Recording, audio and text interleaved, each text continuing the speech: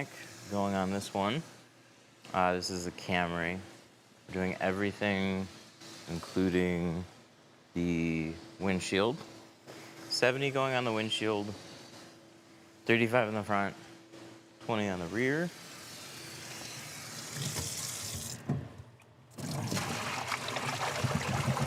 Getting everything all set up here. Just rinsing that out, fill it up.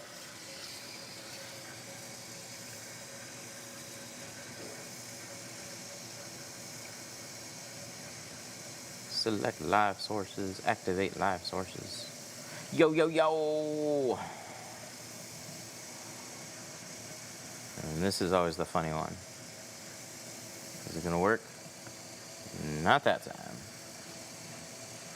I don't know if it eventually will work, but I swear I have to click this more than once. And then I think it still not work. I don't know if it takes like a minute or so. And then there. Now it's working. Good morning. Good morning. We have a Camry. We're going to be doing the whole thing. It's currently 10:30. We were just getting all set up. Well, that's filling actually. Let's grab one of the many rolls of tape that got put on the other side of the car. And start taping some seals. Also wiping some seals. Or some tops. It's raining outside.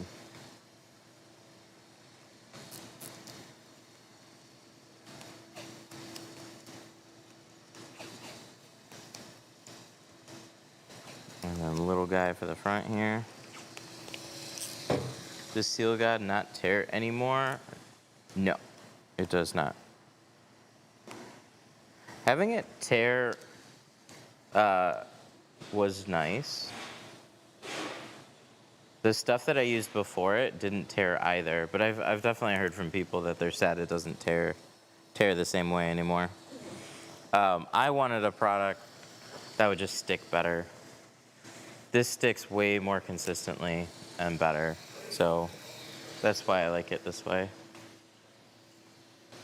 Or at least, like, I mean, it'd be nice if it tears, obviously, but it is what it is.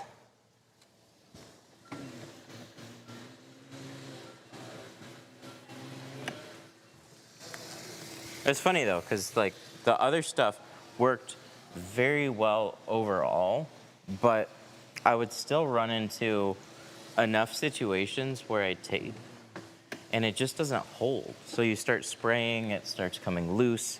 I'd see it happen to students here and stuff, and that always drove me crazy. But I think not tearing drives some other people crazy. But this is how I used to do all the tape. I put a little piece, trim, put a little piece. So like when I'm using it, I always have a knife on hand. This is just how I've always set it up. I want to invest in a plotter. What software would you recommend? Core.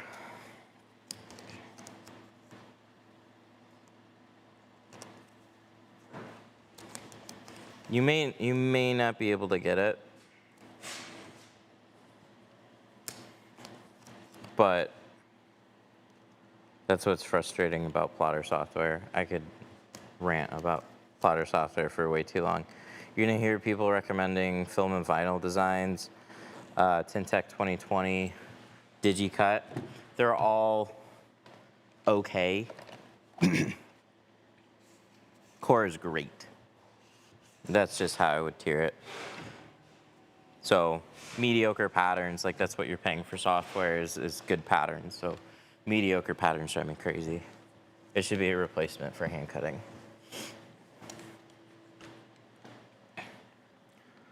How much is a 16300 all around? 550 in front, panoramic, all around with the panoramic.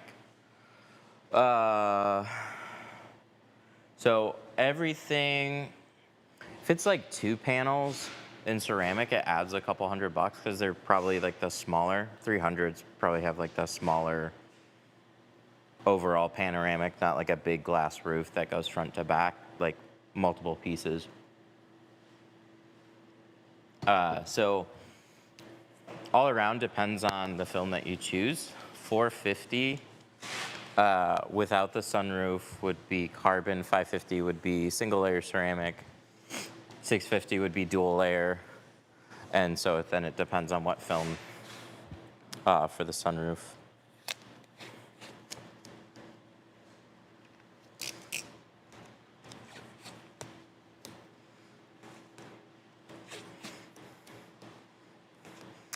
Why do most software companies like Core require you to have a verifiable shop?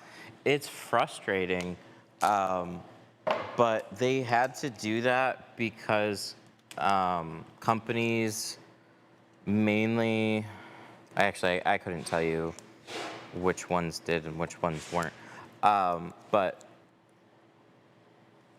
there were companies caught literally ripping their entire database. So they were paying a subscription to it just to get access, just to rip it off and resell it. So they basically want to make sure that verifiable tint locations that are going to use their software properly are the ones that only have access to it. So I can respect that, but it's been incredibly frustrating because this game of what software do you recommend? What software can I get? Dude, it's been a clusterfuck for so long. It drives me absolutely crazy.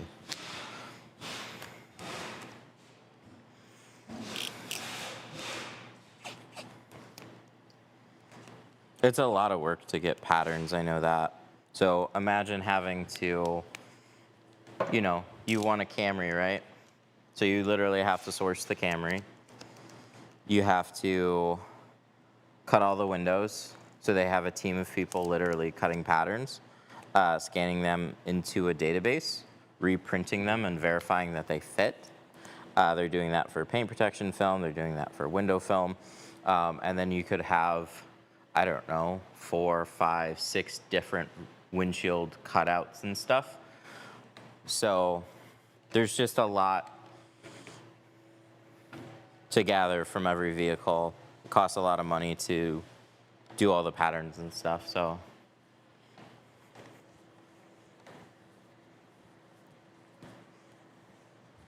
I could see they don't want people stealing it, obviously. Do you use TintWiz? Not really anymore. I used it for a long time, primarily for the proposals. I really liked it for the proposals. It's a really good shop organizer. I found our biggest weakness was customer communication. So like somebody would message us on Facebook, somebody would message us in an SMS, somebody would call us, somebody would email us. TintWiz doesn't have anything to do with communication. And so we started looking into streamlining that. And the program that we use for that does invoicing and most of the other stuff. So we have all our quotes now, instead of sending over a proposal, all our quotes are pretty much done through a messaging bot. So somebody could be on our website, fill out a quote form. They could text us. We could miss a phone call. They immediately get responses from all those places. And it follows up with them and quotes them. This car is a really good example. This is an Apex one that was 100% done from our messaging bot. Just answered all the questions, scheduled the appointment. You know, I'm gonna put this here for now. We're gonna keep the keg off the cart and see how that goes today. When I was mobile, I would take my keg and I would put it at the rear tire, and this amount of hose is long enough to get around the entire car. But we'll move it for the windshield.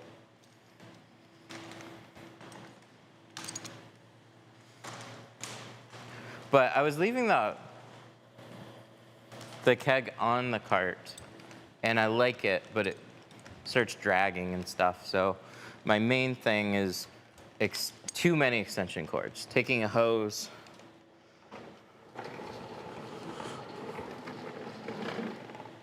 for the keg along with an extension cord. So we're gonna play around with battery on the cart. That way we have portable power. So this is pretty fun. And then we keep the other stuff that we kind of need on hand. All right, so we're gonna start with 35. What air compressor is that? Quiet AF. It is. It's a California air compressor. I got it for a completely different purpose. But being quiet is the main reason I got it. So that little guy right there. They have bigger versions. But yeah, the whole point of those are to be as whisper quiet as possible.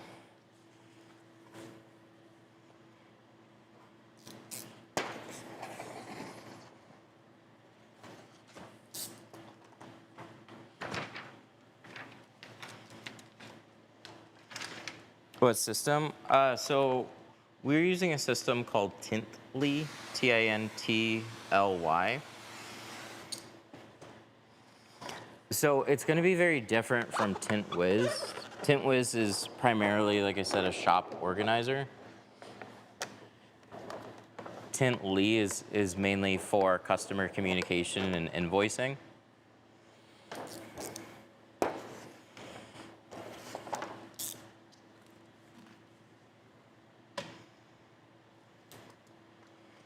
So what I felt was TintWiz's strongest value for me was sending proposals. But since AI has really kind of developed, you're either doing that over the phone, or you can build automations to handle quoting for you.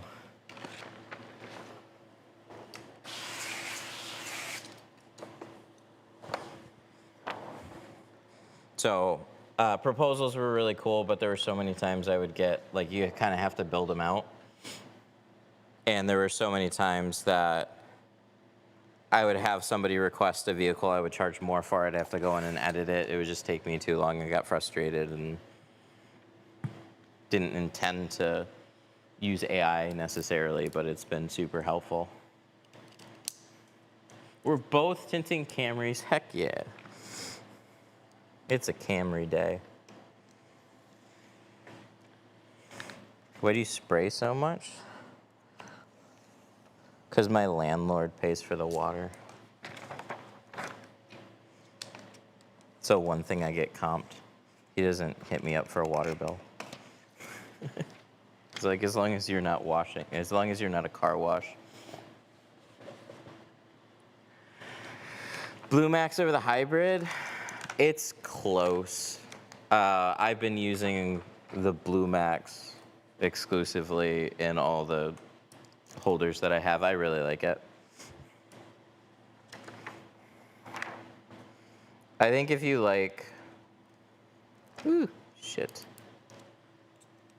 What happened there?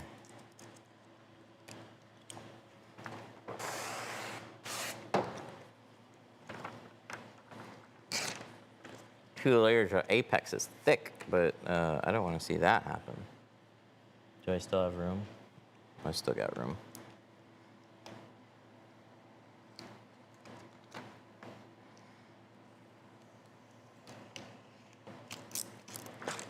There we go. That's better. Let me slide that over. 4 mils. 4 mils of window film when you're double cutting. More pressure. And we'll slide this back. And we'll slide this down. At least I made that mistake where I still had room to fix it.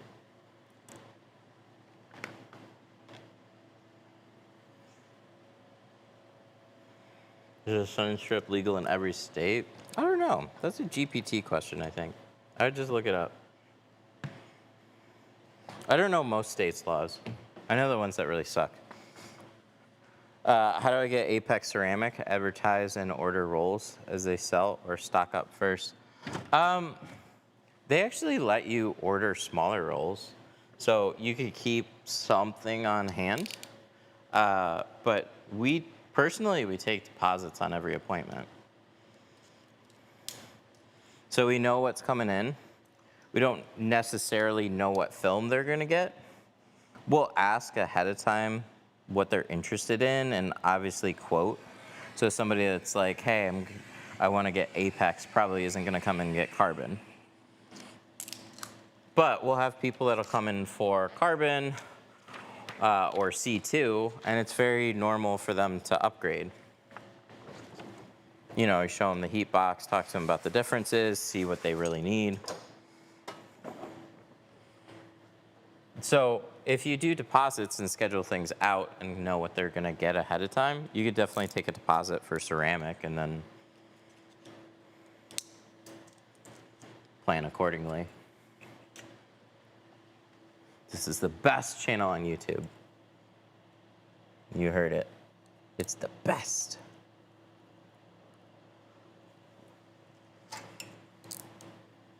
I watch it myself in my spare time. I'm just kidding, I don't.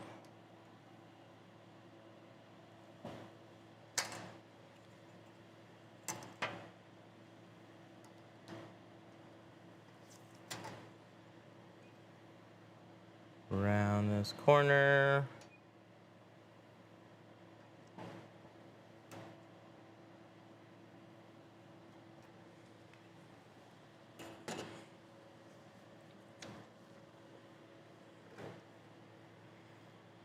Any tips for cutting 95% tint?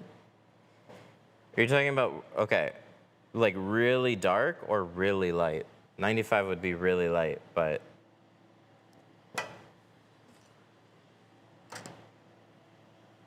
what do you think of the 30% off GeoShield? Oh my God, I gotta change my title. I forgot about that. It's crazy, it's awesome. Stock up. If you guys are using Geo or interested in getting some, holy shit, they're 30% off all films right now. So that's PPF, window film, both auto and architecture. We have the exact same sale. So update titles here. Percent off.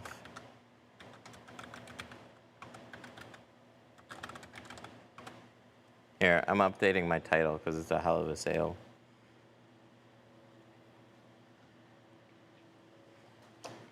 Very dark. Okay. So cutting Limo, just a really bright light on the inside or creating some type of contrast. I have a white tape called Cut Guard that I line the entire outside of the glass with. So I typically will look through the film at that. But you're right, there's a lot of vehicles that are very dark in the lower corners. It's hard to get a light down there. But either a light on the inside or some type of white tape line on the outside can be really helpful.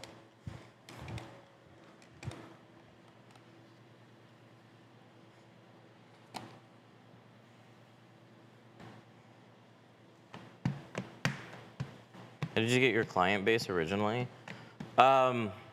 Existing. I get some people from YouTube, some from TikTok, but many, many more from Google searching and Google Maps, just because, you know, that's how people find stuff. So existing in those places, running ads and trying to do everything to make those profiles look as good as possible. Answering phone calls, talking to your clients, all those things help out a lot. So the longer you exist, the more that kind of builds. But you could pair that with a nice referral program as well. Like a discount on their next vehicle, refer a friend discount, that kind of stuff.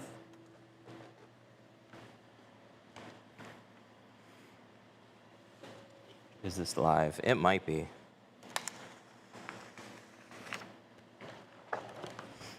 So we're gonna double cut this, which means we're gonna take one piece of film. We're gonna flip this other one and put it over. So these are mirrored together. We're going to fuse them with the squeegee.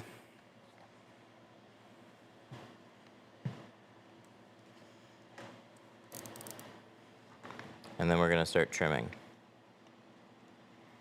So we're gonna start with this bottom edge, tear that away. Oof. I really gotta put a little bit more pressure today. Apex is thick. It's 2 mils. I'm gonna recut that. Make sure our blade is nice and sharp. So we're gonna go back to that bottom edge. There we go. A little bit more pressure. And we're gonna go to one side, make a cut. Tear that away. We're gonna shift it over. Yeah, cutting through 4 mils. Very thick.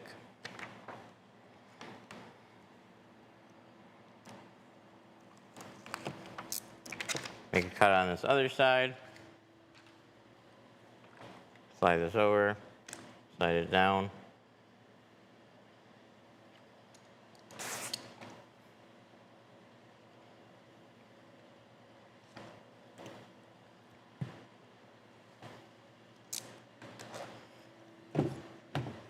And then we're gonna slide this down. Yes, it gets fit on the outside and then fit on the inside. That's exactly it. All the cutting, shaping, molding happens on the outside, and then the final pattern goes on the inside.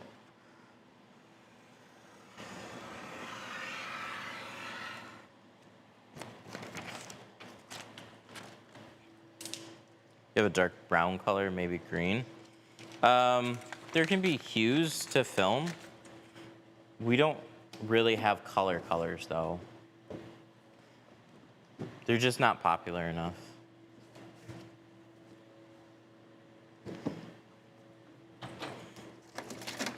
They do make colors. There's a TikTok account that has colored films, but it's for architectural because they're like same color on the outside that they are on the inside. So if you tint your window blue, it's fucking blue. You're swimming in the ocean when you're driving around. So it's mainly for decorative. Is TintWiz for tinting and glass replacements? Do you think Tintly could replace that with quoting? Probably not in the same way that you currently use it. So like what TintWiz does is send out proposals. So you can put a pretty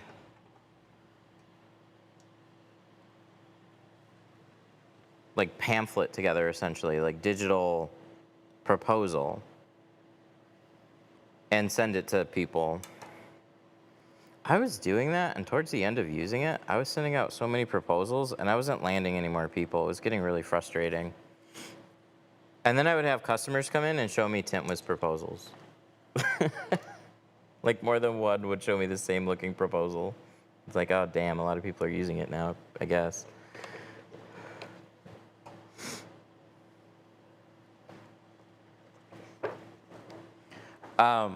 But what Tintly is going to do is respond to people.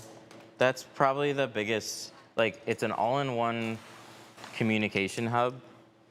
So like I can open the app, I can call my customer, I can text them, but I can see the entire timeline of people. Hang on, it's loading.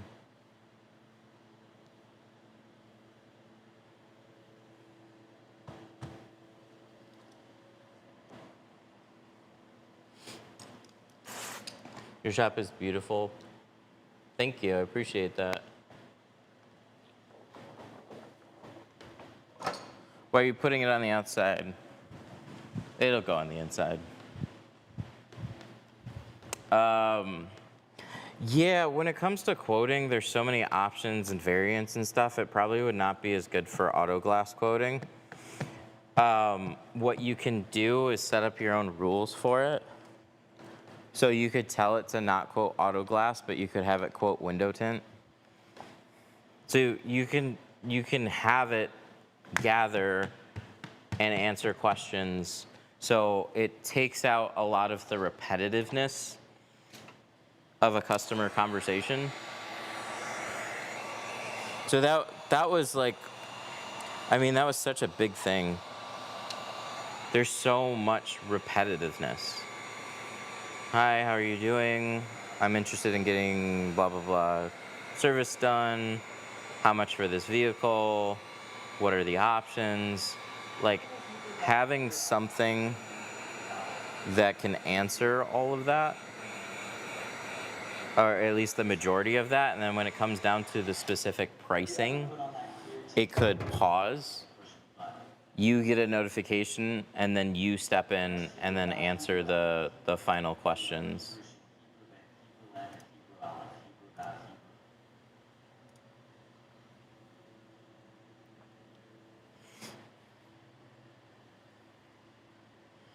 It removes redundancies. Yeah. So that can be kind of tricky to figure out how it's going to work best for you. But when we were first implementing it, we were using it for simpler automations, and then we just kind of went crazy. So if I have a customer that calls us, we get a note summary of that phone call, and it fills in all the customer information as well.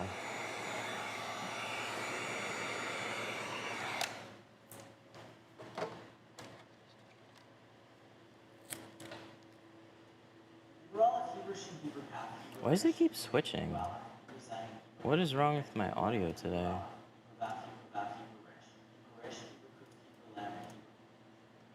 There we go.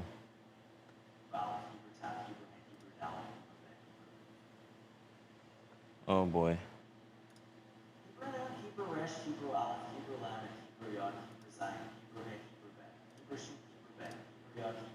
That's so weird. Why am I having this problem now?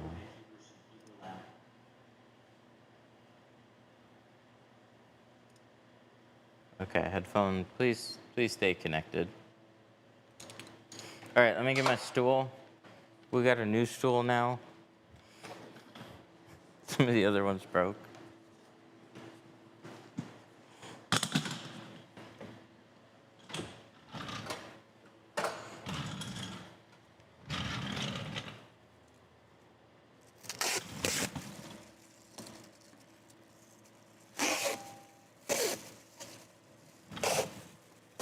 (2024) B5 Volvo? No, I have not. Oh my God. I've never had my headphones disconnect this many times from my computer that's literally 3 feet away from it. Let's try that.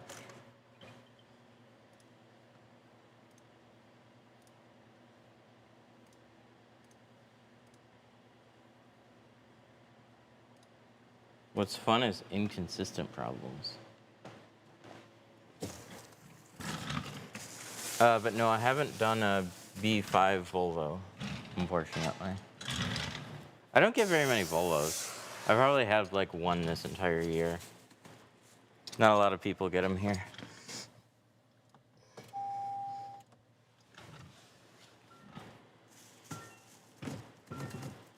Where can I get budget tint from? I typically don't recommend GeoShield for a budget, but right now they have a 30% off sale going on. That's the best deal that you could possibly ever get.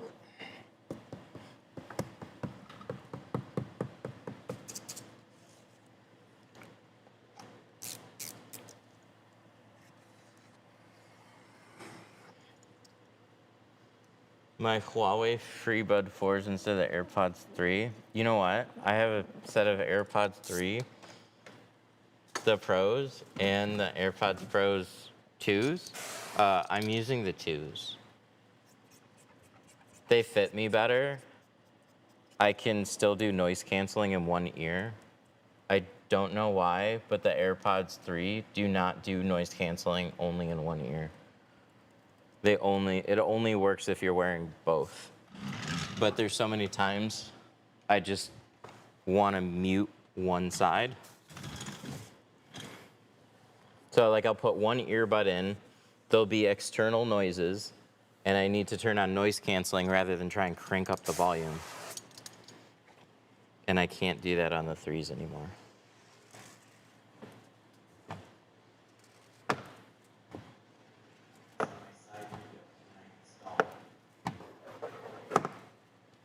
See, it keeps doing it. Why does it keep disconnecting? Something's trying to like override. It keeps refreshing Bluetooth or something. I need to do like a PC restart to fix this. How to remove water spots if you can't get fancy water spot remover? Just stop it.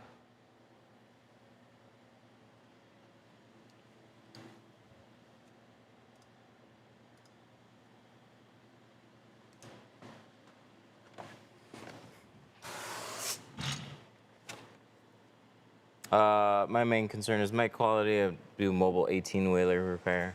Oh, nice.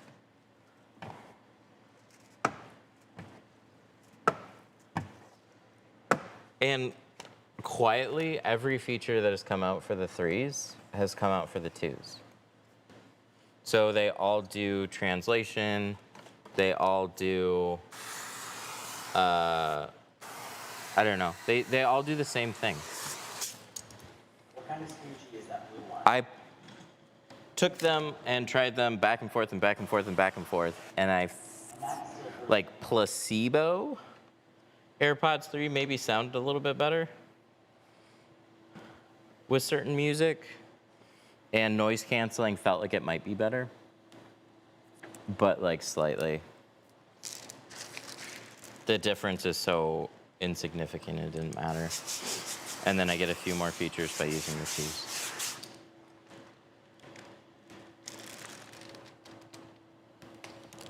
A Mac is still a PC. It is, of course.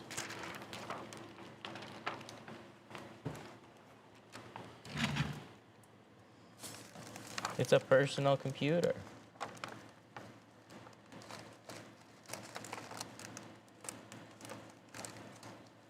When it disconnects a headphone this many times, it's definitely a PC.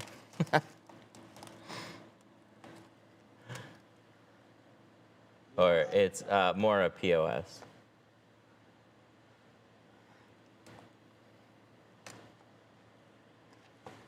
Do you not shrink the film? I absolutely shrink it. It got shrunk earlier. It was just sitting on the window while I was cleaning it.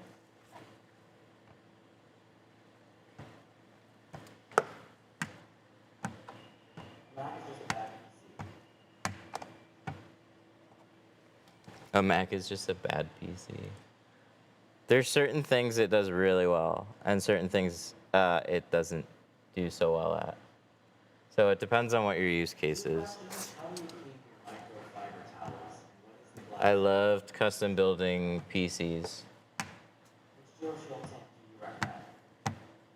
My last streaming computer was a fun Ryzen Threadripper machine.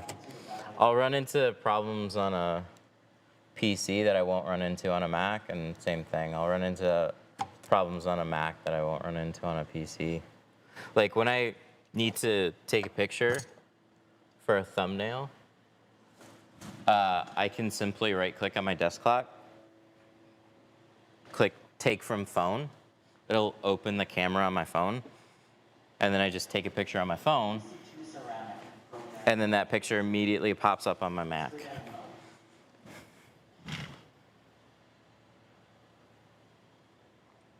That was so helpful. AirDrop. I use AirDrop all the time.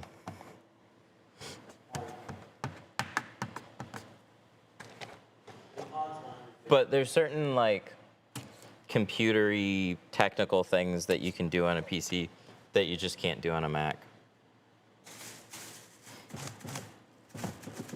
Like software doesn't have as much control over a Mac that it does on a PC. Are you streaming from the Meta glasses? I wish. I hope they build that integration soon. There was an announcement that they're working on it. So the same app that I use right now on my phone, they're building an integration so when I could go live from the glasses and have it stream through that app. That would be so nice. Then I could switch back and forth. I could use this and then sometimes use the glasses.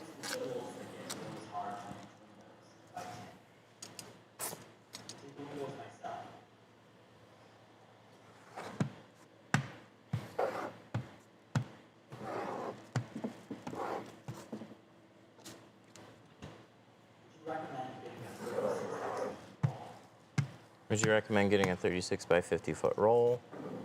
Yeah, 36 by 50 is great. Most rolls are 36 by 100, but the 36-inch size is great. So if you want to play around with a roll, build up a little bit of inventory in other shades or film types, like 50-foot rolls are great for that. Is layering tint a bad on side windows? No. It just doesn't come with any type of warranty, but it should hold up okay. You just can't guarantee that it will. So you tint your car, you want to go darker, add a layer to it, I think it's perfectly fine. It's just if it peeled, I'd say oops. But it's not going to just bubble up and deteriorate or anything. Should be fine.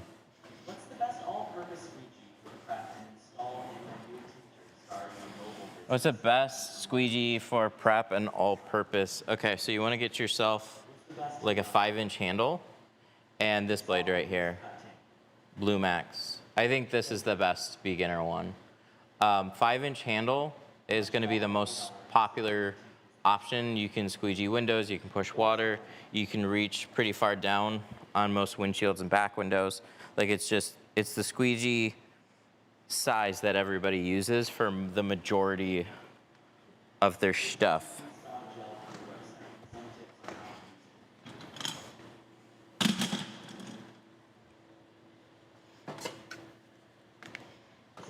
And my favorite squeegee blade is a toss-up between the Blue Max and the Hybrid. The Hybrid is squared and has 2 sides.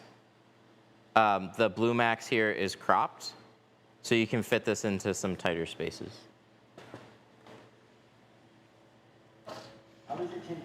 Orange Crush for cleaning. Orange Crush is really good. Orange Crush for cleaning and installations. Pink Clean, Clear Crush. Any soft blade is good for cleaning. But if you just had to pick one blade, Blue Max I think is just a killer choice for everything. You'll see me clean with it. You'll see me install with it.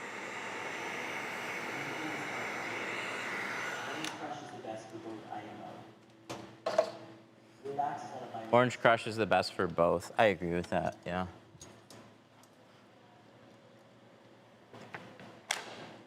I like the Blue Max a little bit more. Like I can clean just fine with it, but if you want like another one that's really good for cleaning and installation, Yeah, it's great. How can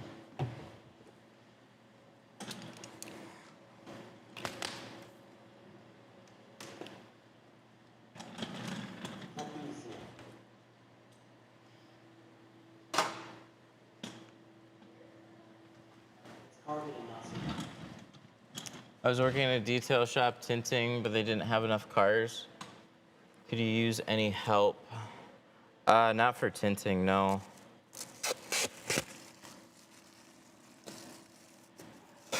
But you're on the right path.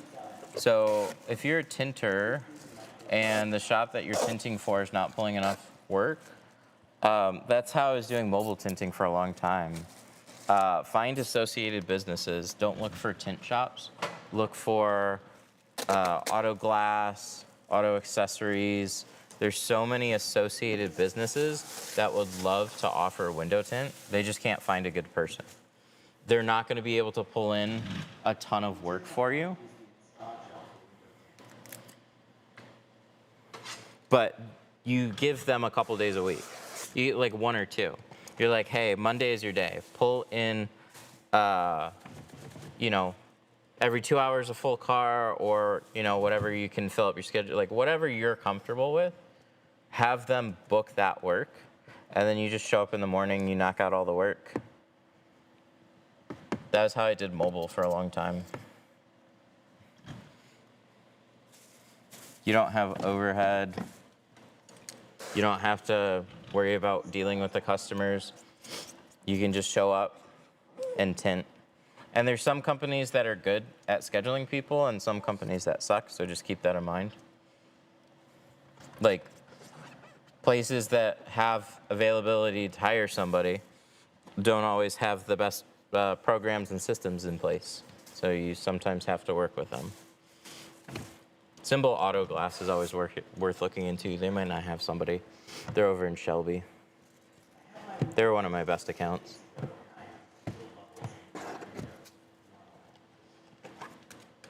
I buy my car Amazon?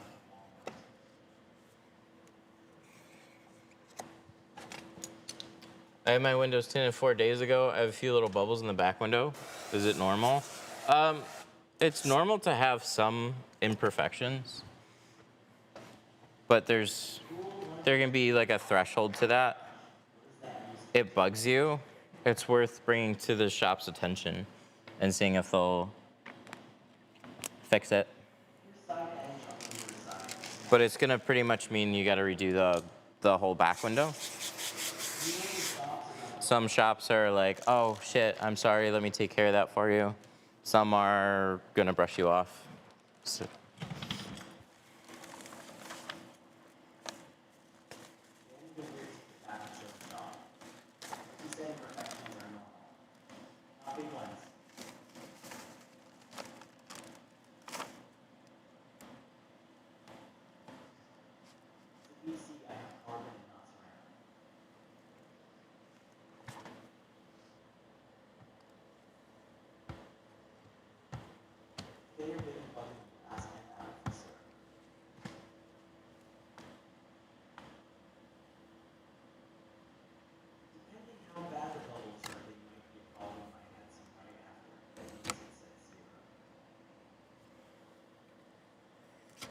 So like they're just gonna be appearance. They're not gonna get worse. It's just you get your car tinted, there's water and imperfections. Water dries and flattens out, goes away. The imperfections are left behind.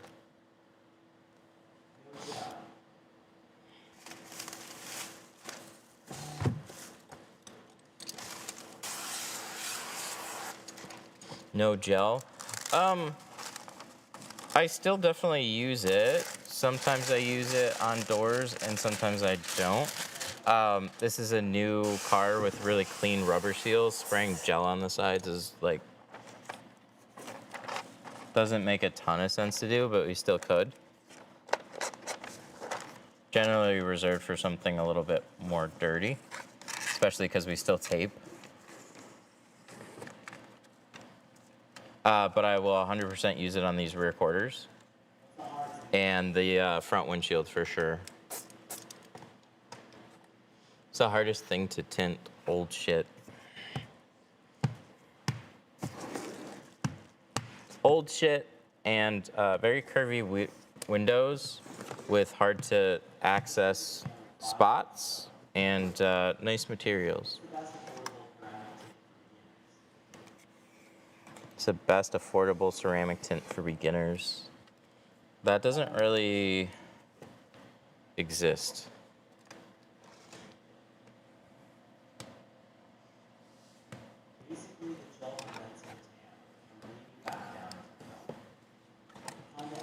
Cheaper ceramics, cheaper carbon films, they're not very user-friendly, which means that they aren't very good for beginners. They're also hazy. I would just look at getting a nice user-friendly entry-level film. But you're asking for everything there. Good ceramic films are probably around $400 a roll. You can always find rolls cheaper than that. You can find rolls more expensive than that.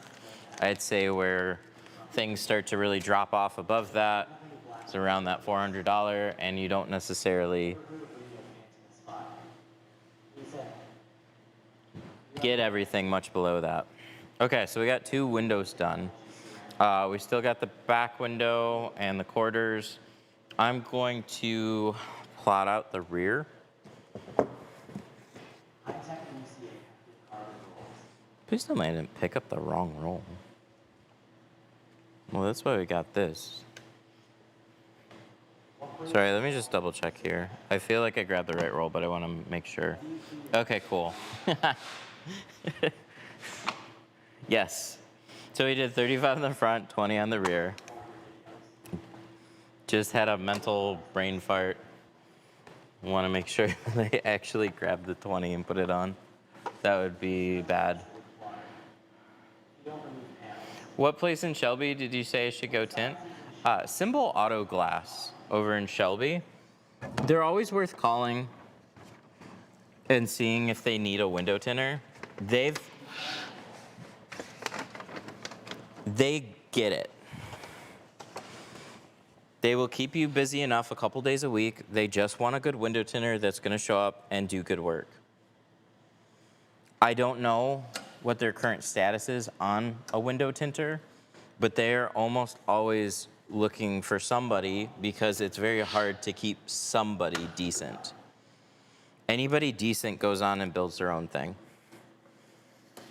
So like they'll have a good person for a while and then they'll leave. That was me. That was the person before me there.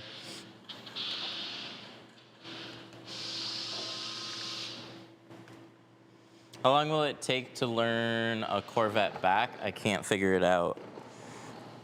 I don't know. You can't really figure that kind of stuff out in just like quoted time. It'll take you 60 hours. It's a skill. It's just building up your skill. Everybody, like, things click differently with everybody. So it's just keep at it. Maybe you can find somebody local that'll help you out with it. But the films you use can play a factor. Your skill definitely plays a factor. I remember having a C6 Corvette I tried 6 times on. This was like maybe 10 years ago.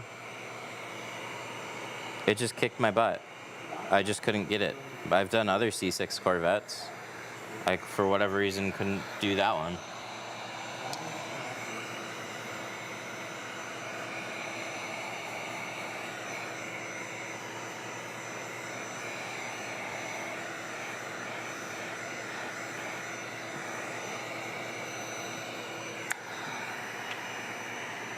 I'm still really confused on my headphones.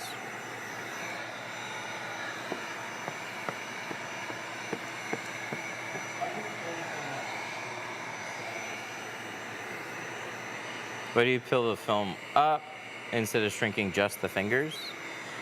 It's a more even shrink. You kind So the fingers are basically just shrinking it up to Hard car. enough, but when you actually shrink it evenly, it pulls. And so what you're doing when you install is it like stretches out a little bit. There's like a little bit of stretch to the film, and it holds better. Is it not required to heat the top? No, you don't have to. On doors anyways, on back windows you'll see the top and bottom. On doors there isn't as much to shrink. Did you cut to the gasket on the plotter? I hand cut the doors. I'm gonna plotter cut the rear though. So we're gonna switch this to a 36-inch roll. We also gotta change out the blade on this. Blade and settings. So this is for C2 carbon and ceramic. This one with the white tape is set up a little bit differently. That's already pre-programmed for 2 mil, and then we switch conditions to condition 2, which gives it a little bit more pressure. When we go to vehicle, close this one. We're gonna open a, get rid of the Buick Encore, 2026, Toyota,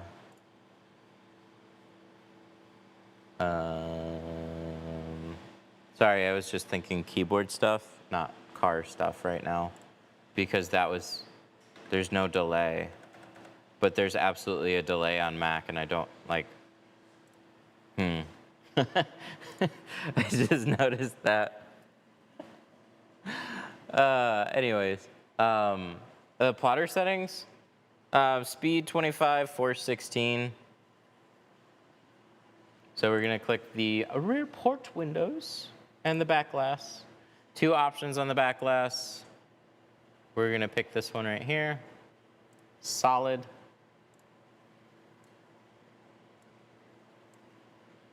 I tinted my own windows. I forgot to shrink one. It turned out fine. Is it a must?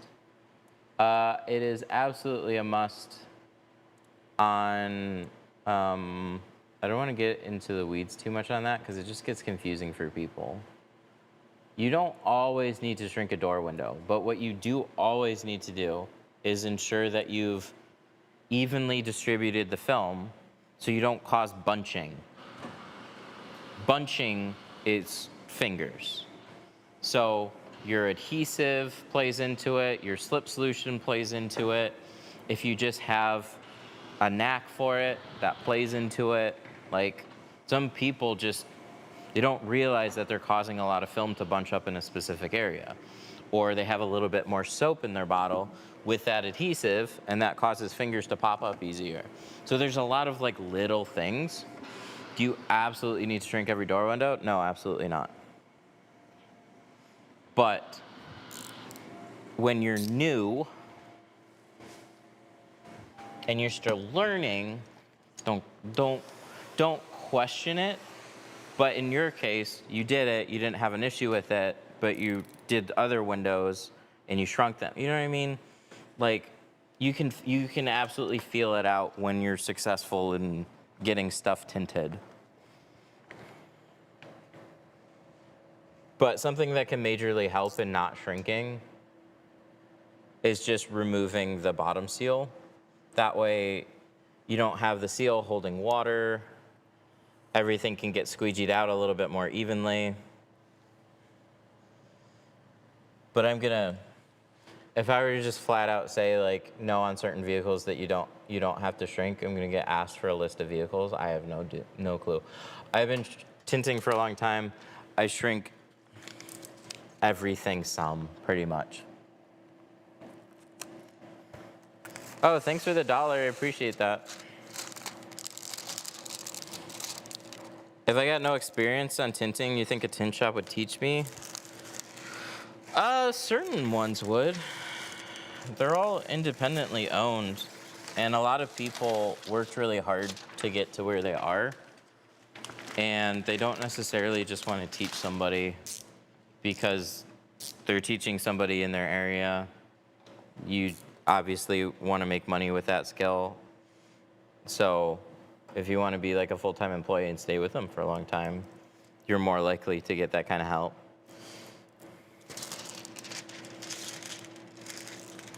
Some shops looking for seasonal help too, but it's tough. You just gotta ask. Certain places say yes, certain places say no. But it doesn't hurt to ask.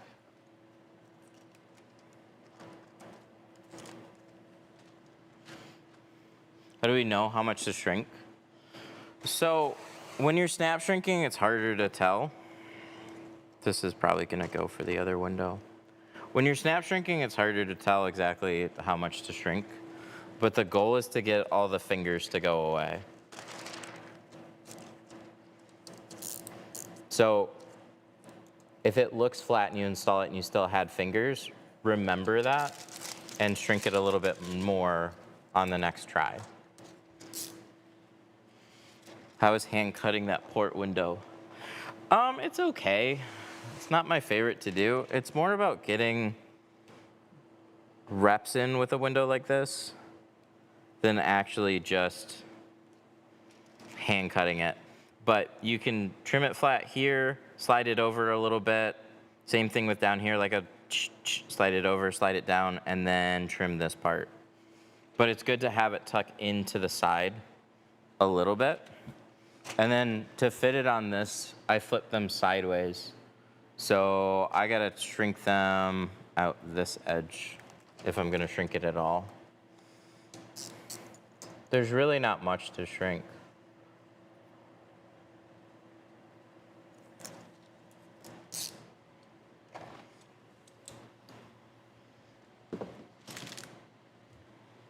Oh, I brought that all the way over there. I wasn't done with it yet. Actually, I thought I was.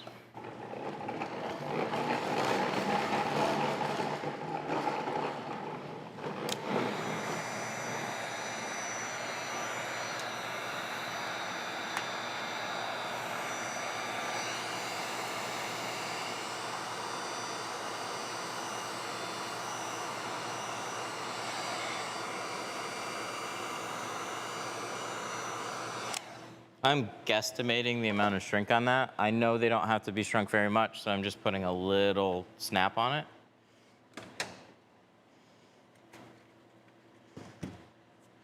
Pop-out vents, yeah.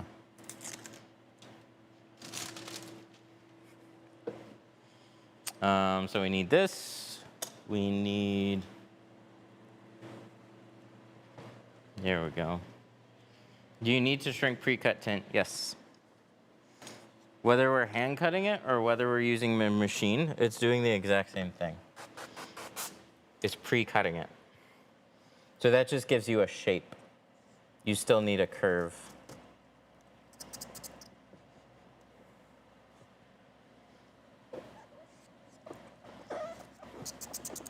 Okay, headphones were working. I sit down here.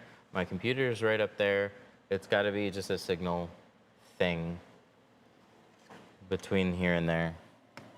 I gotta put it on some type of a little stand. Those port windows give me anxiety. You and me both. Dude, I hate them. I hate them so much.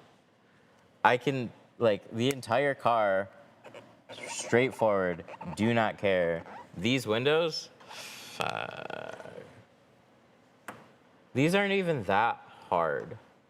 But every time I just get this, like, ugh.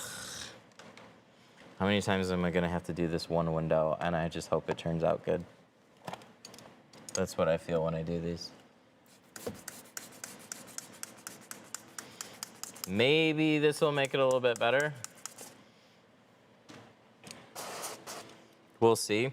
Because there's so many, there's little dirt specks, there's the fit. It's all the little shit in one window. Then it starts sticking or it kinks up somewhere. Like I just hate gasket quarter windows. I'm getting a Sienna too. That's gonna have front quarter windows and like annoying rear doors. And then I'm gonna look at it for hours on end. So I gotta tint them perfect.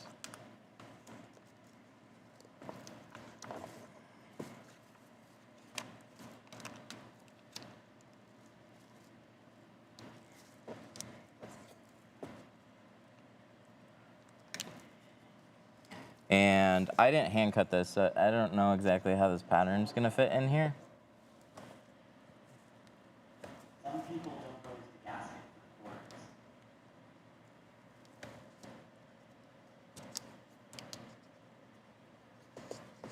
There we go. We're gonna see how this turned out. Minus that top corner, which we're still unsure. Just finish my Camry quarters. Four patterns fit nice. Bring the camera I just finished my Camry quarters. The core patterns fit nice. Nice. I'm a bit out of practice with them.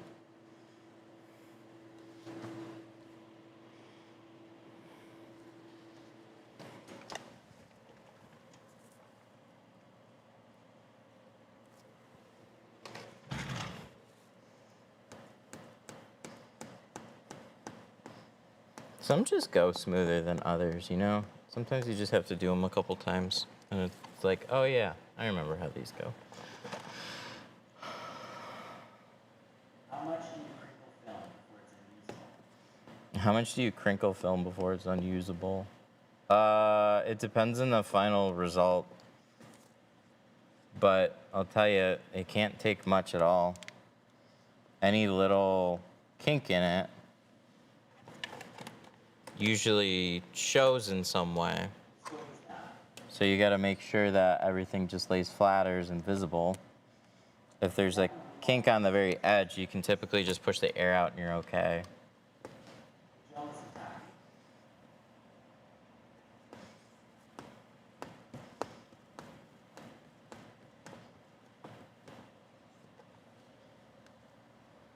But it's kind of like asking how many dirt specks in a window is acceptable.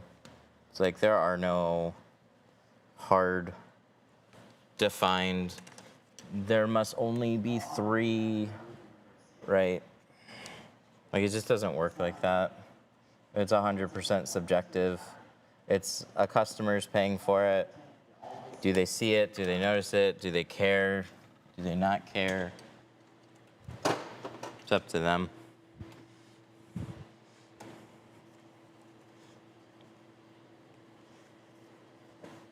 This pod's 150. I imagine it helps boost rates on top.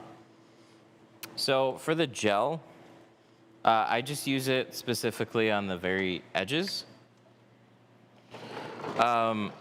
It helps trap and prevent dirt from running back in.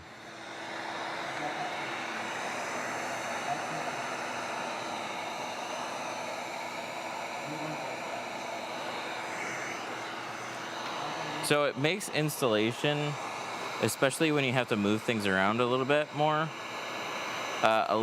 forgiving.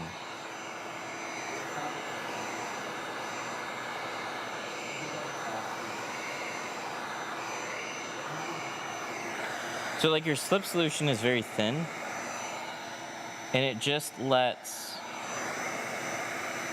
you know, when you squeegee it and there's dirt, all the water just flows past the dirt and the dirt stays. With the gel, it helps collect and keep the dirt from running back in. And also when you're squishing that area with a squeegee, it pushes everything out. So your edges will just turn out cleaner in an area where you might have felt there would be dirt.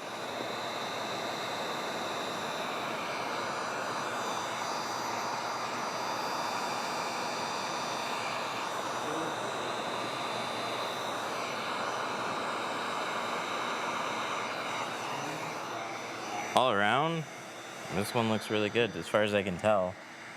I'm just trying to make sure all my edges are locked down nice and clean.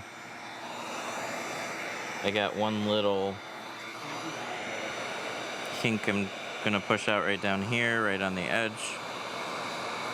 So as long as that's not hard folded into the tint, that'll be 100% invisible and gone.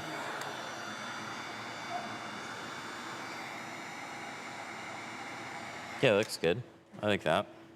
Sweet.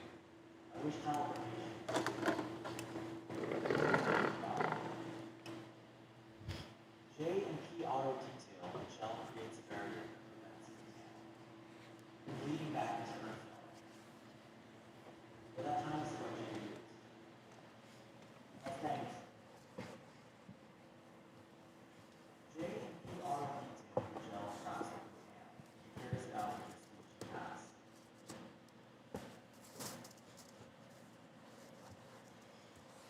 No, the gasket ones just take longer to dry out, especially when you have gel on the edges.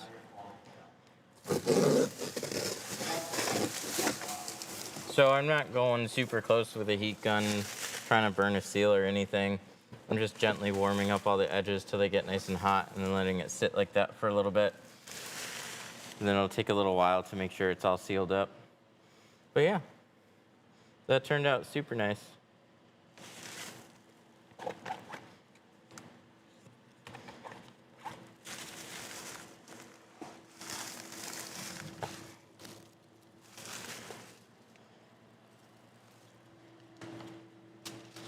The tiny squeegee, it's called the quarter pro. This guy. Started with Lexington for 3 months and saved all my money. All right, now let's go do the other side.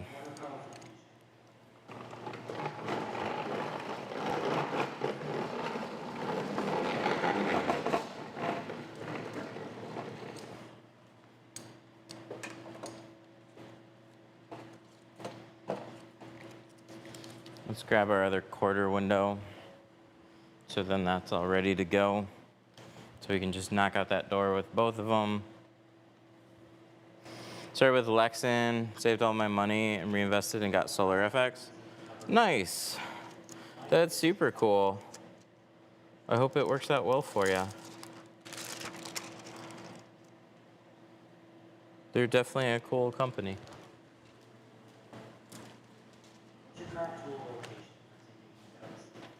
What's your current tool rotation? Well, we'll just go through it while we're tinting a window, and you'll see.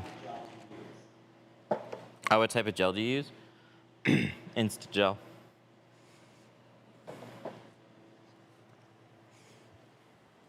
Here's my other stool.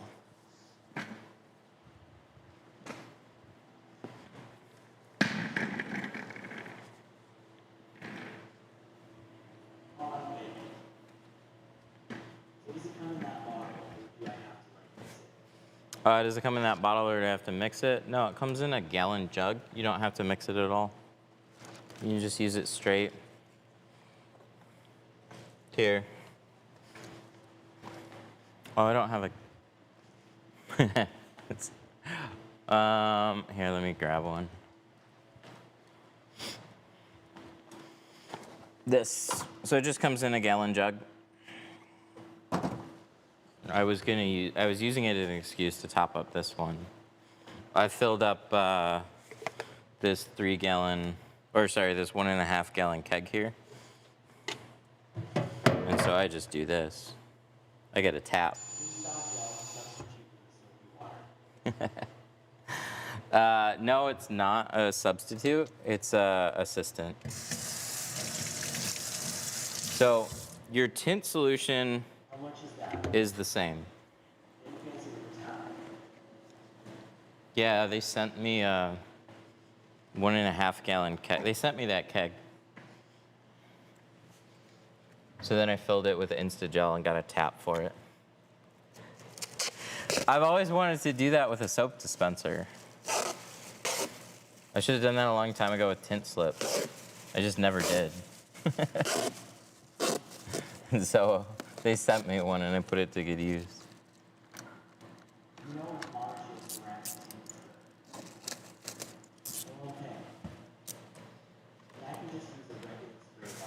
You can just use a regular spray bottle. Yep, any spray bottle that you want to use is fine. Ooh, you know, okay, hang on. That reminds me. Sorry.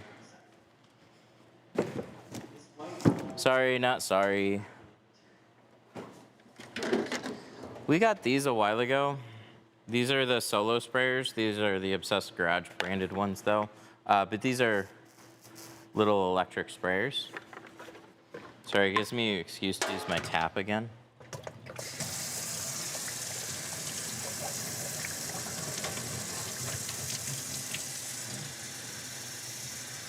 The trigger sprayers are fine, but I'm gonna try a little electric sprayer, so we should get a little bit more even coverage. Like I said, I wanted an excuse to use this again.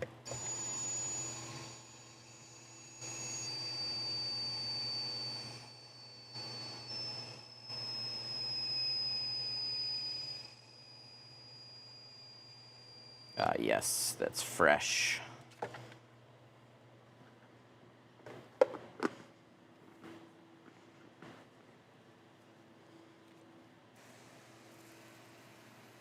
Is that like Tint slip? No, it's definitely not like Tint slip. How much should I charge for you guys? Yes, now we got a nice even line. That's what I wanted. So I keep that handy. But I don't like these bottles because they don't have a hook. So I can hang that, but I can't hang that one. It has a big footprint. It's kind of annoying. I'll have to get one that has a hook on it.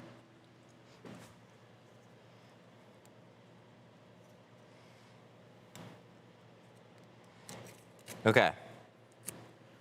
So we're going to explain this 5 million times until everybody understands it. But I'm going to get questions on it forever, so bear with me. Gel is the newest, hottest, latest thing in the tinting community, but it's for good reason. It genuinely helps a lot. And so we don't want to look at it like an all or nothing product. It's an assistant to what you're using already. Are you sure it's tempered glass? So don't use it as a replacement. Key not detected. It's right here. It's right there. It's like, oh, you're right. It is right there. So everything that you've done up till now, you still do. So you clean the windows the same way. You install the windows the same way. You coat the windows the same way. The only addition is if you want to use gel, you're going to use it along the edges and then use your slip solution over that and everywhere else. So we just bladed the window. We're going to wipe the top edge off with a rag. Coat. Squeegee. So this is the cleaning portion. Nothing's new, nothing's different. I'm going to swipe the edges. And then I would spray, right? And we'd install. But right before I do that, I'm going to grab my gel. I'm going to do that on that. There. You can do the top. That's all we're going to use the gel for. And we're going to spray the rest of the window. Now keep in mind, on a door like this, it's excessive.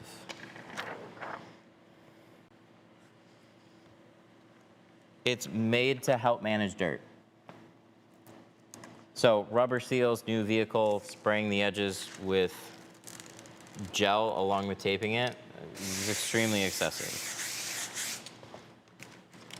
But I am going to use it on the quarter windows, and I'm going to use it on every windshield. The only place I'm really going to use it sometimes and not others is like if I get a newer car, you're probably not going to see me use too much gel on the doors.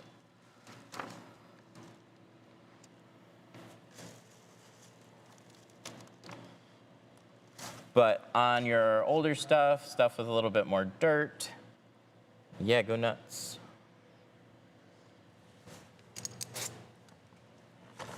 Also in the summertime, it's probably gonna help with sticking issues a little bit because it like encapsulates water, it keeps things from drying out fast. So Geo is fairly sticky, especially on certain vehicles. So having a gel there to kind of suspend your slip solution and keep it sliding a little bit longer. Summertime is gonna be good for that.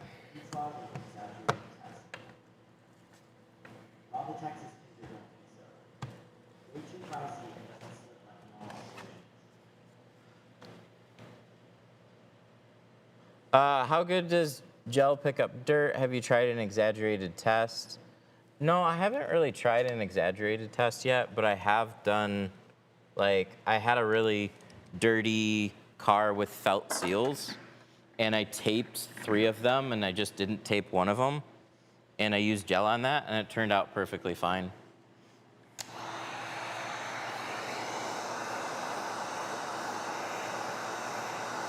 I've seen some exaggerated tests.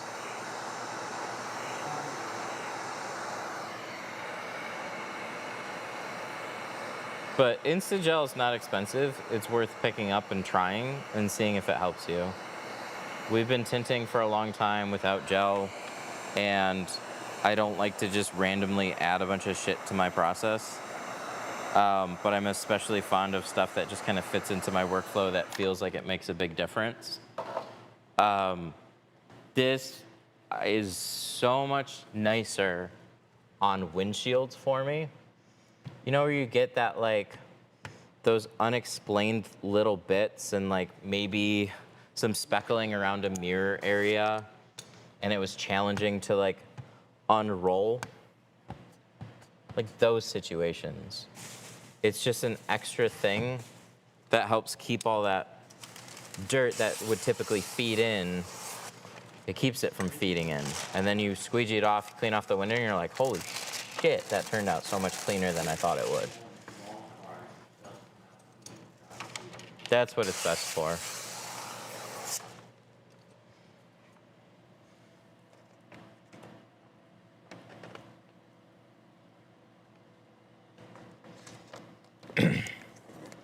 I use Tint slime.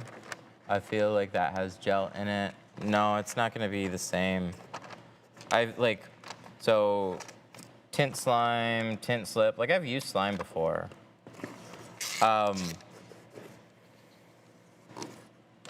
spray a sample on the glass board.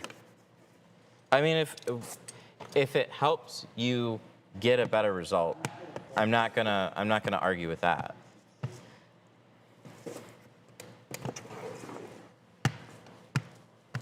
But I could take Instagel, dilute it in my slip solution, and it's not gonna have the same effect.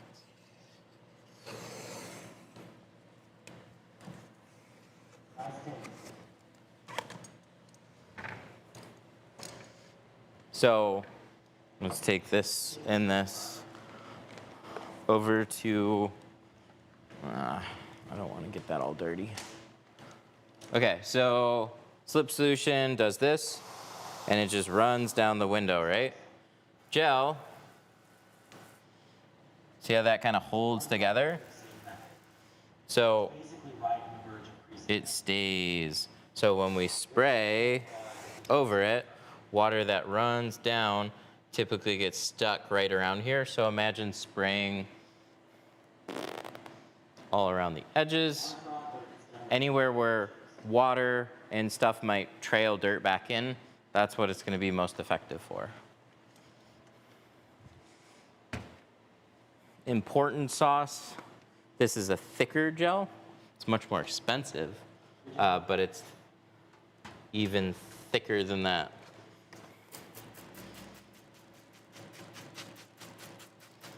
So I can build up a much thicker layer, and then as I squeegee, you see how it kind of clumps together? So that's the point. That was probably like $3 worth of important sauce, though. Where's the panel guard with the duct tape from? If you just Google panel guard, you'll find it, but on our site, 313tint.com.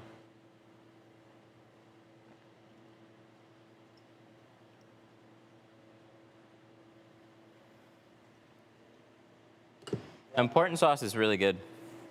Yep. I can see where I would use important sauce versus Instagel. If you had like an especially cruddy car, you know, like the headliners that deteriorate and little specks fall into your work, you can tape up the headliner if you could. That helps a lot.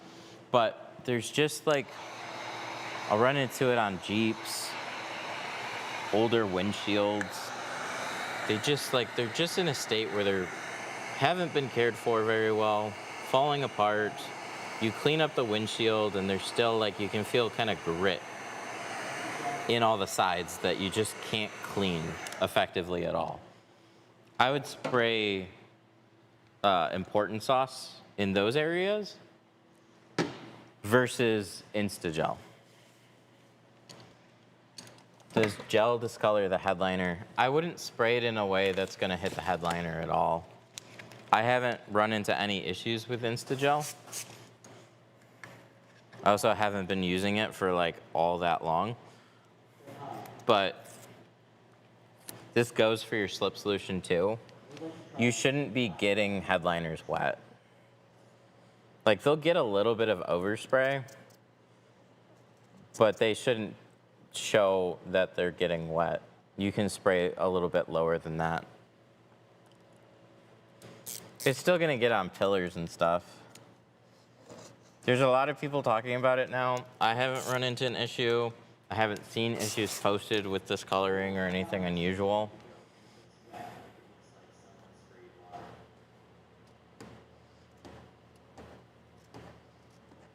should I do?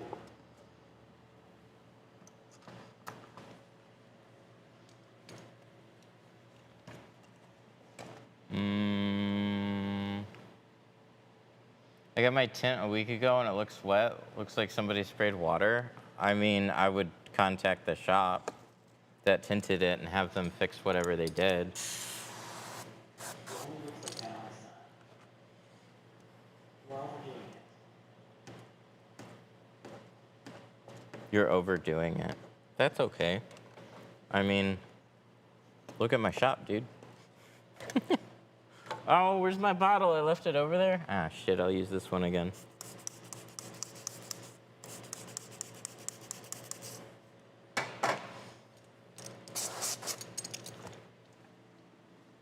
Just ordered some instant curious to try I've got cabinets with glass boards on them. I love overdoing it to some respect.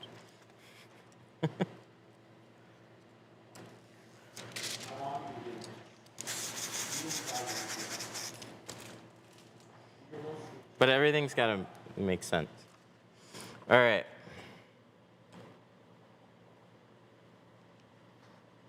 That's overdoing it. Not correct response. So we want this to slide. Please slide. Don't just bind up on me. That's the worst. If there's one thing that I could fix about Geo, I mean, this isn't them exclusively, but I would love to just put a film on the window and just have it not immediately tack up. So sometimes it happens, sometimes it don't. Okay, so we want to push this up a little bit higher. These don't give you the same results for you as important. Instagel giving the same results as important, basically.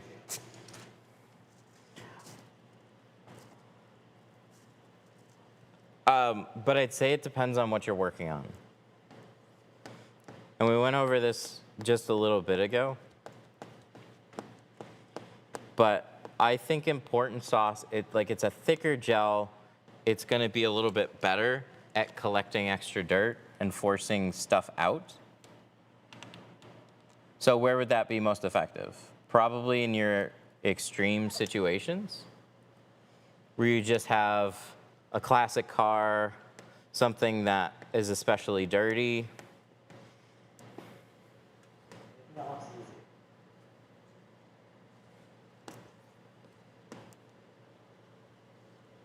So important sauce is just gonna work better for that because it's just a thicker gel. But it's like, I don't know why, it's like 4 times the price.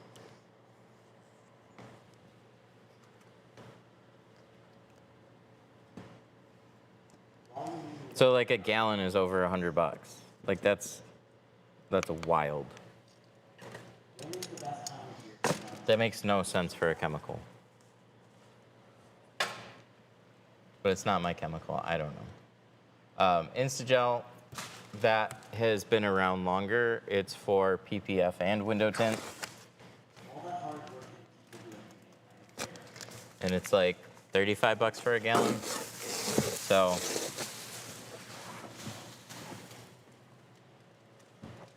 I think for the vast majority of your situations, you're probably fine with something like Instagel.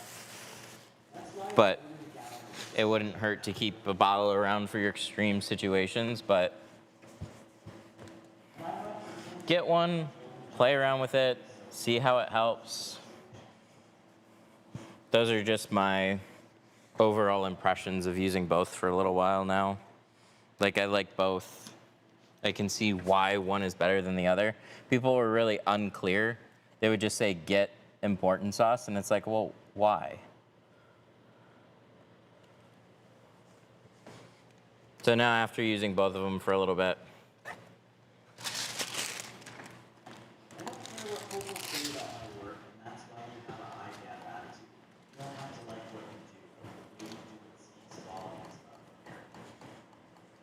nice. So that one's good. Let's do this front door. And then we got a back windshield and a front windshield.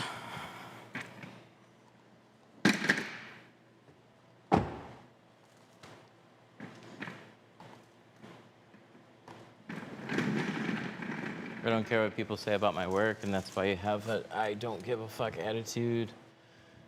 You have to like what you do, but the way you do it speaks volumes about your character. Yeah, I agree with that. It does get really annoying being questioned all the time about, like, just tinting a car.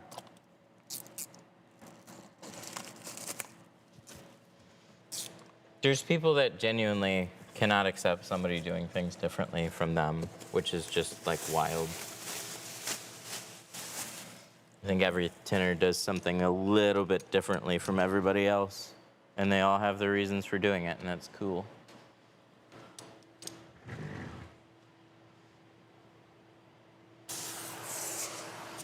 It's just people don't appreciate hard work anymore. I think people always appreciated results more so than the actual process. They do. They can absolutely appreciate the work that goes into something, but I mean, it's their time is going to be one of the things that they value, so they don't need to learn about everything. But when it comes to services that all can appear the same, like, you know, how hard can it be to do blah, blah, blah, blah, blah. Everything in their life has been made to be so simple and easy. So when people are shopping around, they don't necessarily realize that there is extra work that goes into pretty much absolutely everything. It takes a lot of work to make something very simple.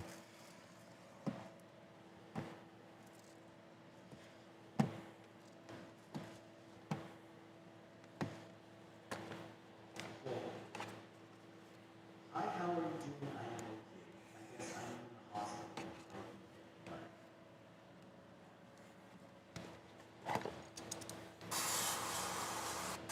All right, so we're gonna rinse this.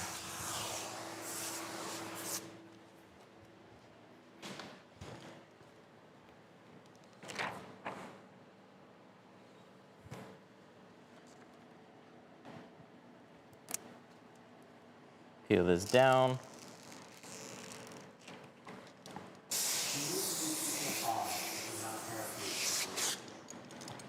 Coat. And we're gonna install it.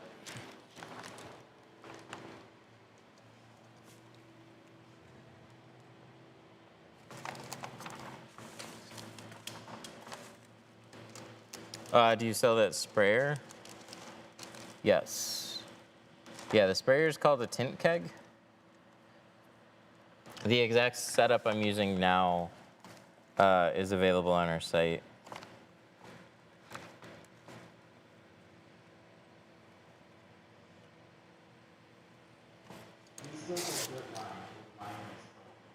Do you get a dirt line where the tint is folded? No. I used to. Tape fixed that for me though. Like, and it was hit or miss. But I know exactly what you're talking about. So when you two-stage, what can happen is here, water can feed back in, drag dirt from the seal. And it would be pretty inconsistent. Like, you know, a bunch of windows turn out great, and then you do another window the exact same way, and then you have that notorious like speckle, sharp dirt line that goes straight across, and you're like, oh, what the fuck? And you're trying to hide it, and you can't. Obviously, got to redo it, but it's frustrating every time. I hated those types of inconsistent problems, but that's a big reason why I'll use tape.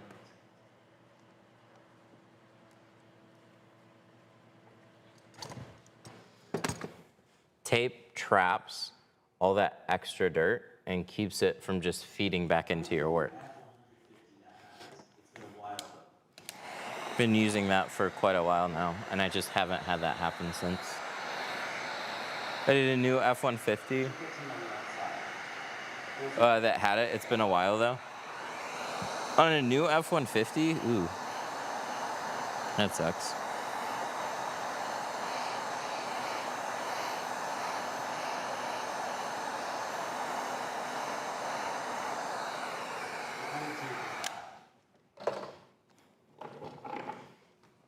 What kind of tape is it? It's called Seal Guard.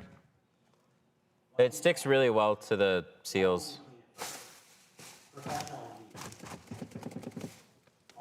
Why would it drag dirt? Why didn't you clean it first? Professional indeed, facepalm. Well, taping is my way of cleaning it. You can just cover it. A lot of shops didn't give me time to put that kind of effort in. It's get it in, get it out as quick as you can.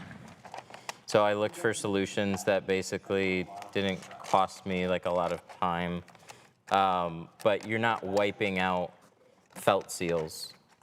So like a rubber seal, sure, you can roll it down and clean it out pretty good, but then I get a car with gross felt seals. You can't just wipe those out. It's constantly shedding felt.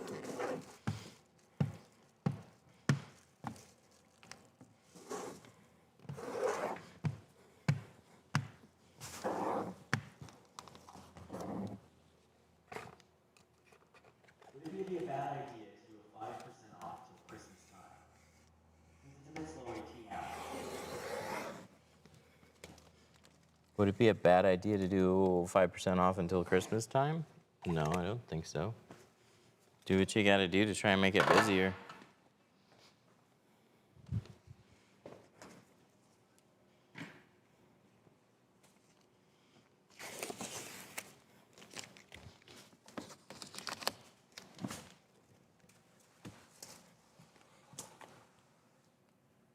How do you like frameless door glasses?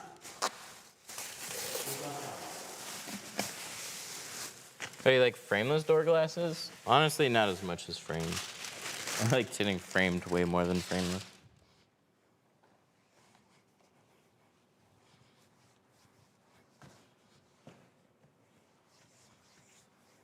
closer to duct tape, but not quite as strong.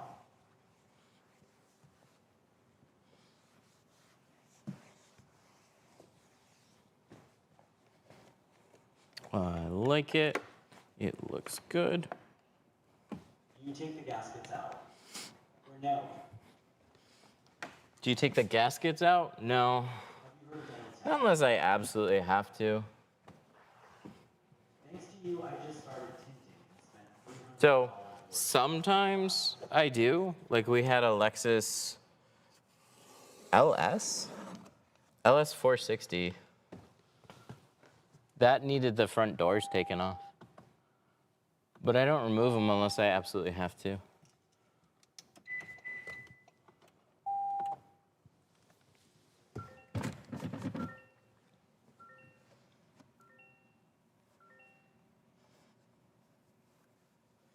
Greetings from Los Angeles, California.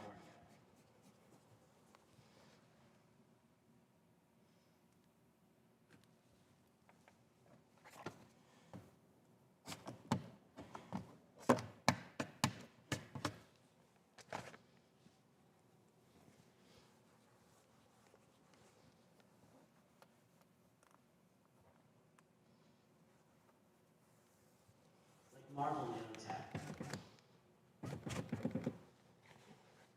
Okay.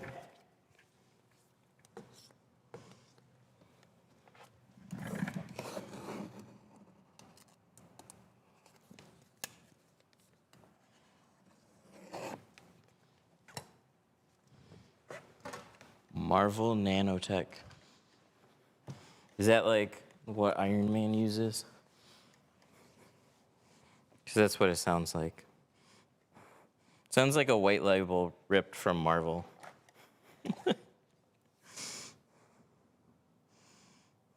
Iron Man does this film.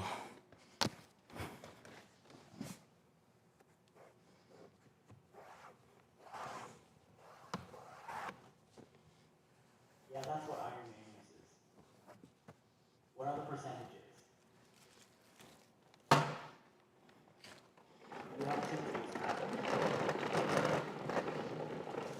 Do you have tint tool packages? Yes, we do. We got starter and pro kits. No law nanotech from PR tint distribution. Have them reach out to me. Ida was just trying to get it. Nanotech from Pioneer Tint Distribution. Oh, they're just I scraped my back. Pioneer Tint Distribution. That's just going to be a whatever white label brand. That's I don't know anything about it. I don't know where it comes from.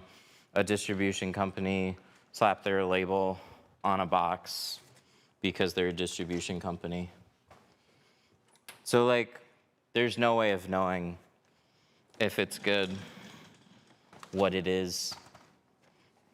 There's no real brand behind it. It's just appealing prices. No package on that. Excellent job, Frank from Auto Appearance Auto Detailing. Ohio.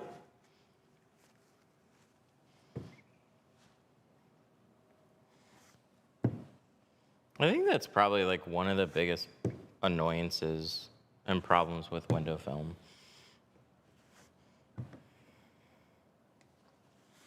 Is like, they're all gonna look so similar, and then people then think that they are the same, and it just comes down to the price per roll.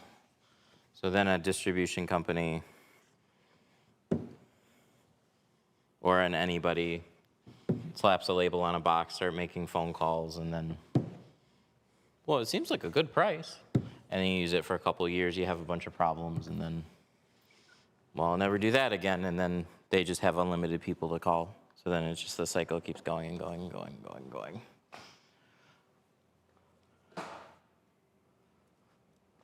What's your best method to fight contamination? Oh yeah, we don't need this. We just need a dryer sheet. Let's grab that. Best method for fighting contamination. The best thing is gonna be your install. So if you are proficient at installing, you're gonna have less contamination. But a couple things that can help: tape the edges or use a gel on the edges.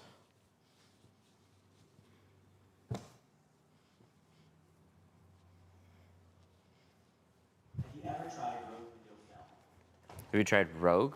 No, but I know it's a Solar Effects brand. I just don't know much about it personally. How do you start getting clients when you start? That and Tint Club are just the latest things that I get asked about because it's, you know, lower price points.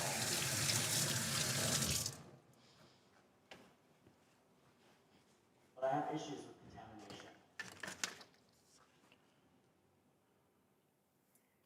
Okay, thanks. I have install pretty decent, but I have contamination. No, the contamination comes from the installation. 20% looks really dark. Like getting the film on the window What tool do I need? is easy. Getting the film on the window clean is difficult. So like your installation directly impacts how clean that it turns out. The smoother you are at just getting the film in place, the cleaner it's gonna be.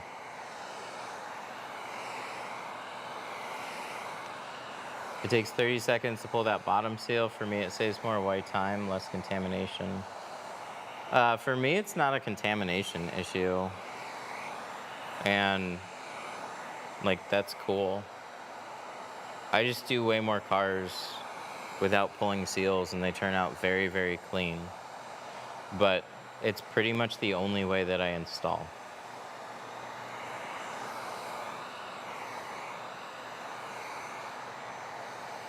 What do you think so much? When it comes to appointments, do you want the customers know the time frame? For appointments, do you let the customers know the time frame? Mm-hmm.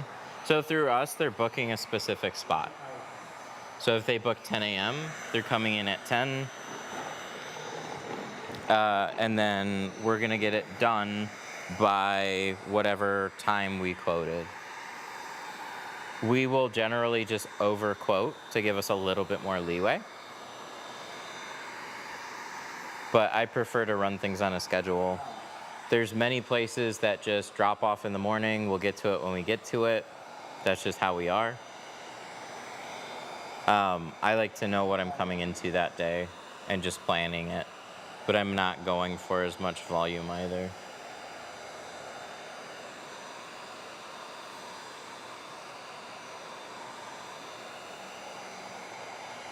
Think about switching over, only doing ceramic. To Rogue? I mean, whatever fits your business. Yeah, I just don't know much other than there's guys that like it. Solar Effects is the overlord company and they're cool. So probably do pretty good.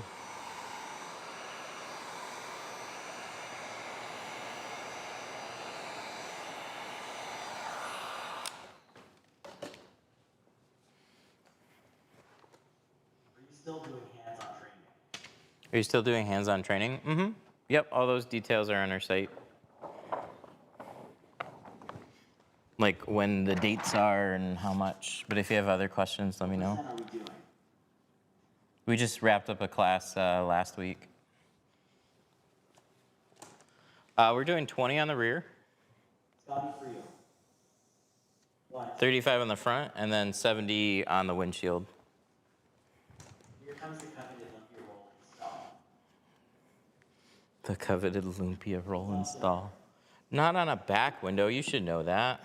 GEOSHIELD Frankenstein back windows, reverse roll the front windshields.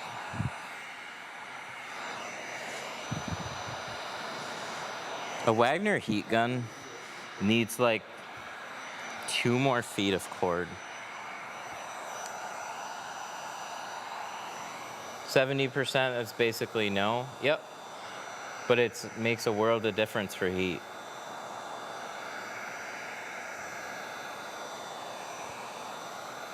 So you're not going to feel the same heat coming through, but you get the same clarity that you had before.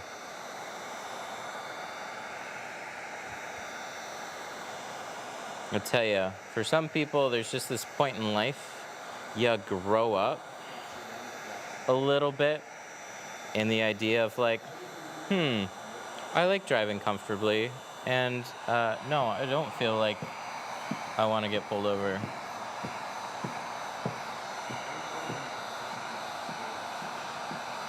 Those are the people that do 70. I'm close. I'm at 50%. I'm pretty happy with 50 though.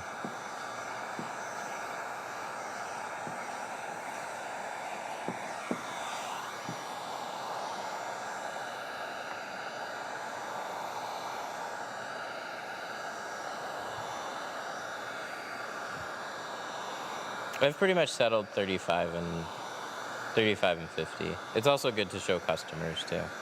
So 20 on the rear. 20 is going to be our most common.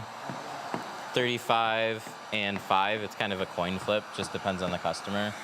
Some are obviously 5, some are obviously 35. It could swing either way. And then 50 for us is most common on windshields. Favorite windshield percent would be 40. I like that. I never really drove around with 40 on a windshield because most of the time I either had 50 or 35 to choose from, but 40 is nice for sure. I wouldn't go darker than 35. So nice. Blocks out a good amount of glare. It's like wearing light sunglasses all the time, but at night it's not too dark to ever felt like I was gonna have an issue. It just looked dark.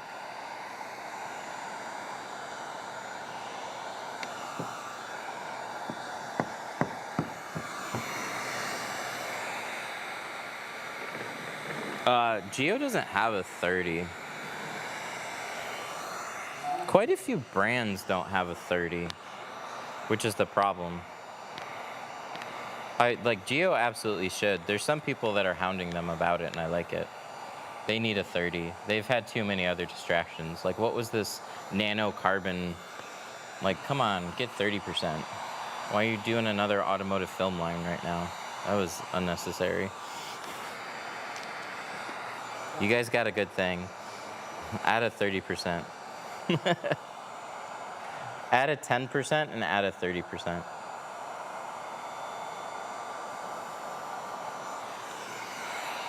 $20 on my windshield. I can respect 20. I'm just not going to endorse it. I'm not going to say I never did 20 for people, though.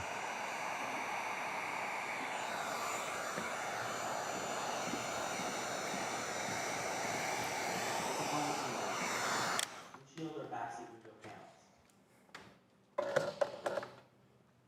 I got 15 all around except my windshield. Nice. 15's nice. All right. So this is all shrunk. We're going to peel off the frame.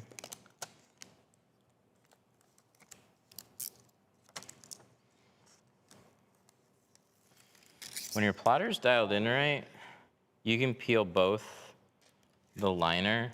Oh, it scares me every time though. I could peel off this border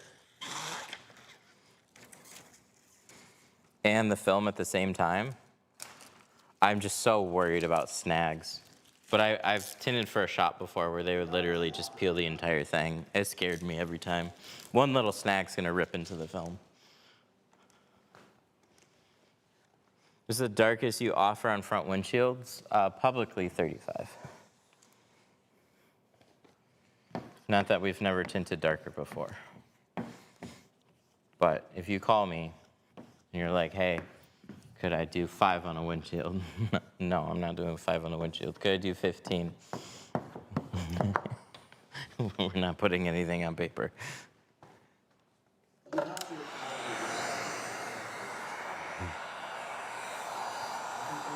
Do you have to recalibrate your plotter between standard and ceramic? Yeah. There's presets on it, so I just change them from preset 1 to preset 2.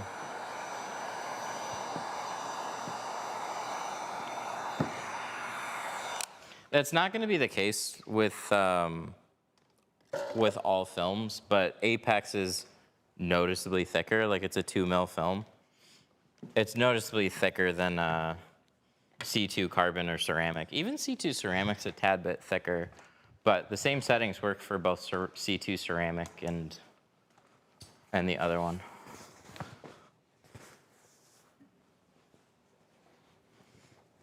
Why are you not doing 5 on the windshield? Because it's crazy.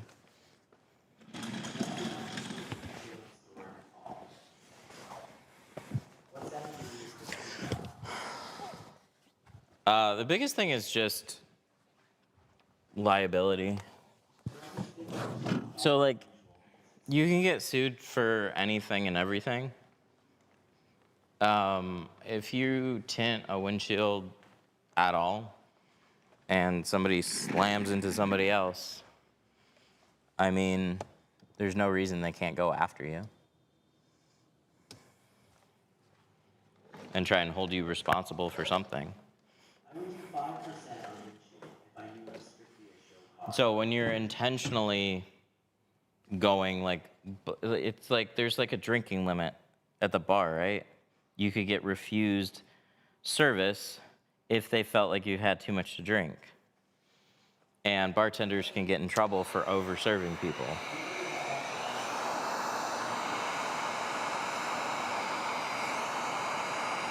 So, like,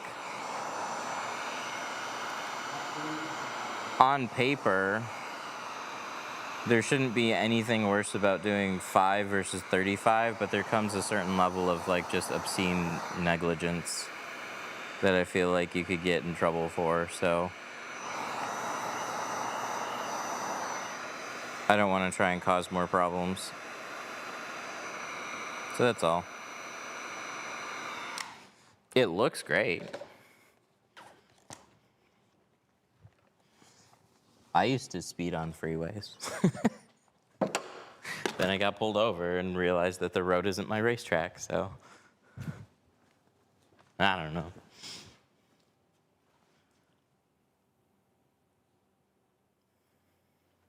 Legally, that won't hold them in court. They were behind the wheel, not you. Okay, lawyer.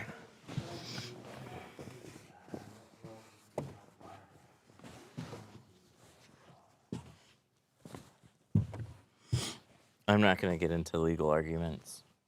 It absolutely can fall back on you. Like, are they going to get in trouble? Sure. But can you get in trouble too? Sure. Insurance is charging you like a speed racer. Might as well drive. If you live in Detroit, no, you can't be sued for that. In what world would you be held liable for tints? Somebody. I'm surprised you don't drop the back. I'm not saying people typically get sued for it. I don't want to open myself up to that kind of exposure. In what world? Dude, we live in a crazy fucking world, if you haven't noticed.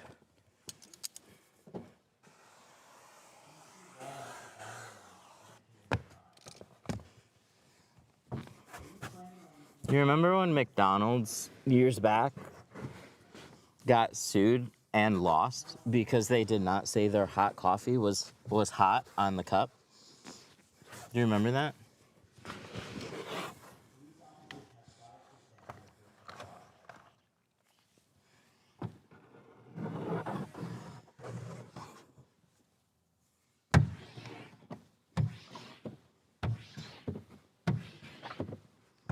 There's the world that makes sense, and then there's the fucking crazy world, and you can get in a legal battle for anything.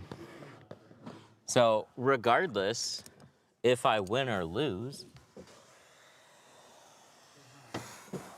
how much do you think that's actually going to cost? How much time is that actually going to cost? And how much of a big fucking pain in the ass would it actually cost? To hide.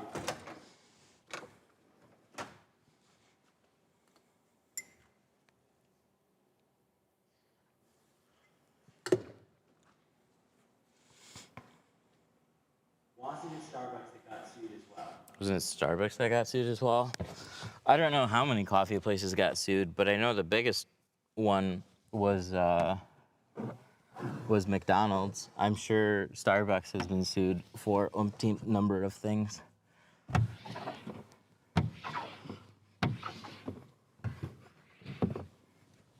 probably the same thing.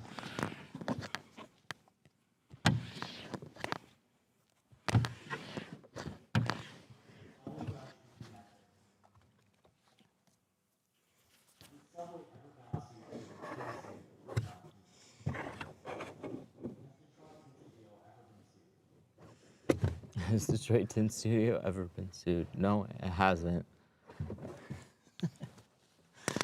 And I'd like to keep it that way.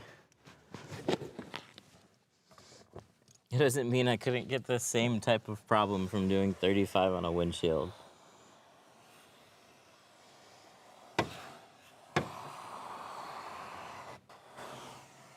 There are tint shops. They're legally allowed to operate. There are certain legal guidelines.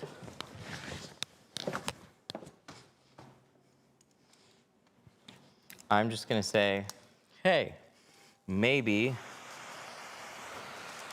putting 5% on a windshield might open yourself up to some type of crazy problem that maybe you wouldn't have with 35. That's all I'm saying.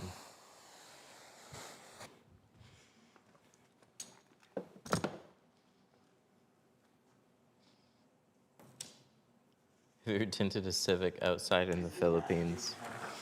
Maybe once.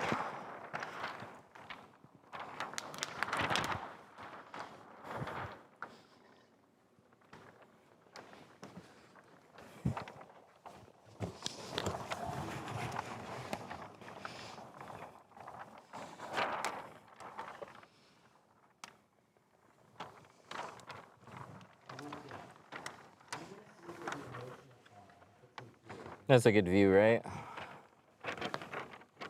Hang on, let me get this in there.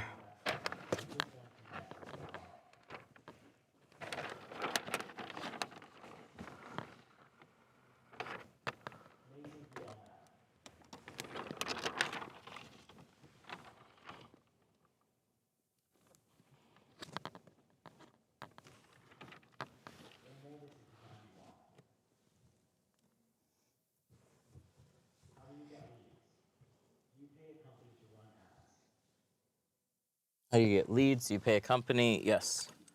That's not how we get all of them, but a significant amount of leads come in through that. Pay for traffic. It's how the world works. It's either organic or it's paid. Is it worth it to buy the ultra-thin bulldozer for tight rear windows? Is it worth it to buy the ultra-thin bulldozer? Which is the ultra-thin one?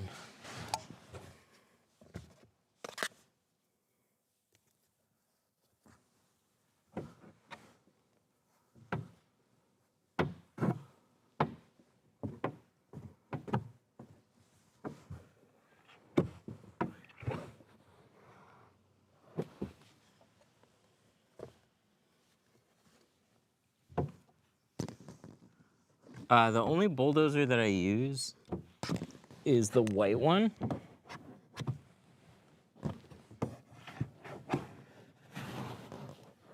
I have a few other tools for back windows, but see I got that big brake light in the way, I'll still use this guy to fit behind there.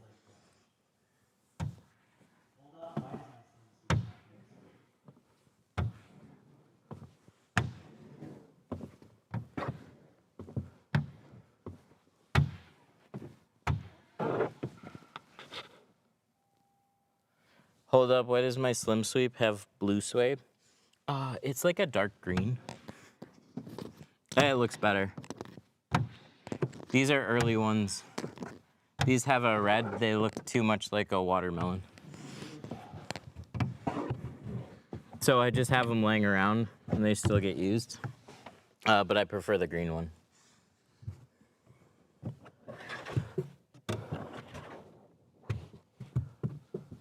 All right, hang on. Let me just rest this there for a sec. Huh? Oh. Lordy. 1 second, it's reconnecting. It's gonna give it a minute.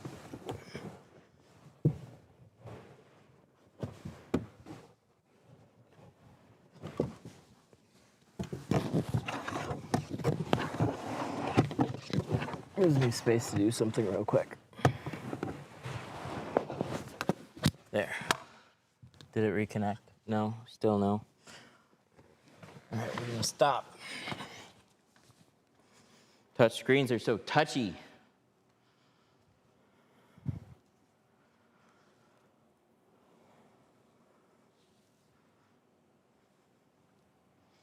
Error. Yeah. Because of course. Can I flip on the other one?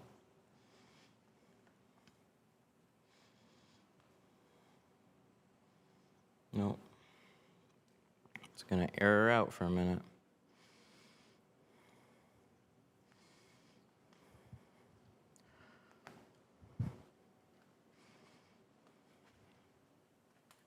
Video froze on YouTube. Yeah, I know, we're fixing it. There, this will work for now.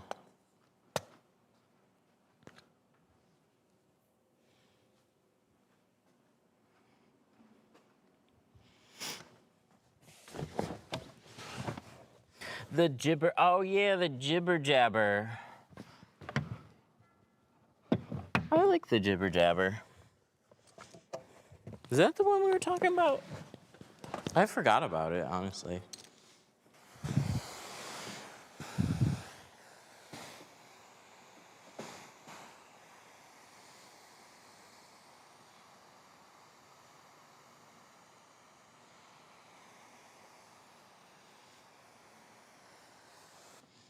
I can put an iPhone in guided access mode. That disables the touchscreen and some other stuff, but if I still bump the power button, it makes it extra annoying to try and... How do I disable all the buttons and stuff and then get the phone back when I need it? The junior, no, it's the jibber jabber. There's no reason for the dryer sheet. Explain the reason for the dryer sheet. I missed it, but if you hang out a little bit, you'll see it on the windshield. We used it to help shrink. It makes things even.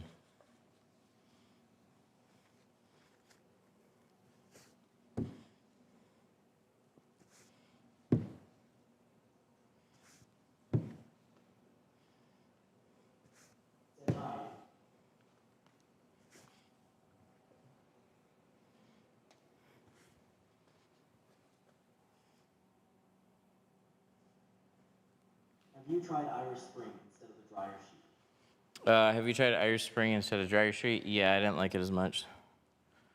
It's pretty good. It's not tacky enough, though. Snow season when you bring in a car. Hey, thanks for sending my order.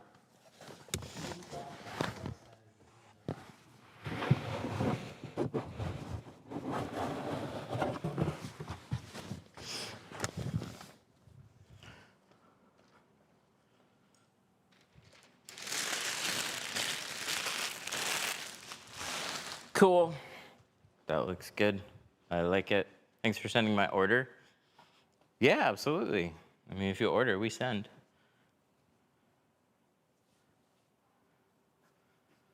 The green star card works better than any that I've used. Green star card. Is it a triangle? Why can't?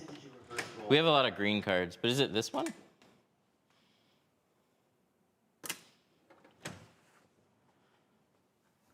Do you do reverse roll? No. Frankenstein. Yeah. Ah, okay. Thank you. I appreciate hearing that. Yeah, it's one of my favorites. I use it on like every door window.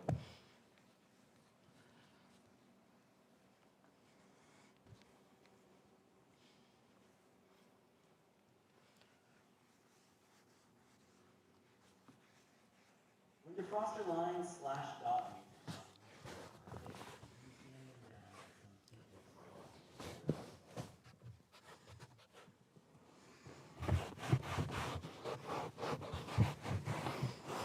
Do you sand down defroster lines? No. I don't like taking abrasives to defroster lines. I'll use a clay bar. I mean, I can appreciate the look of having some thinner lines, but like splitting hairs and insulation really. Be more worried about just damaging something, honestly, so I never have. You can try with regular.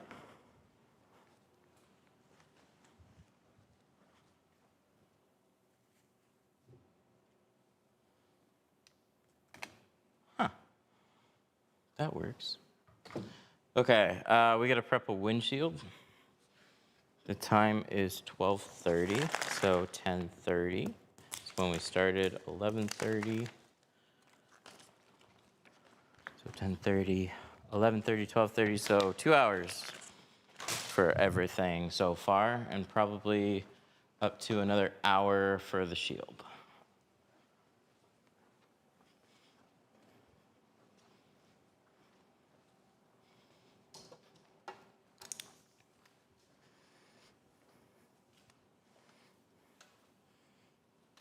Range Rover, green tri-edge worked right away. Nice. Yeah, Range Rovers are tight. Another card that I keep handy too, for especially tight areas, is going to be like the Blue Frog or the Platinum Easy Reach. They're really helpful for tight situations, but they're a little bit more likely to scratch something, so just use them sparingly.